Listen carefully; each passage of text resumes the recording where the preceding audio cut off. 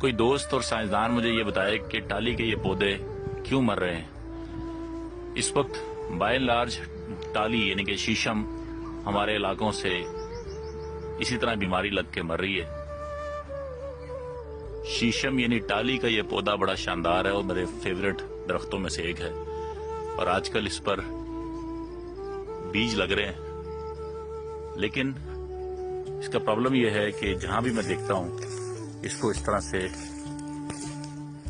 دیمک یا شاید کوئی کیڑا ہے جس کو کھاتا ہے، اور یہ اس کے ساتھ تنے کے ساتھ ہر وقت مٹی رہتی ہے۔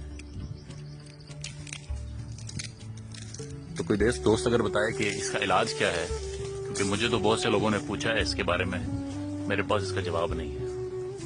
حاضر ہے ٹالی شیشم۔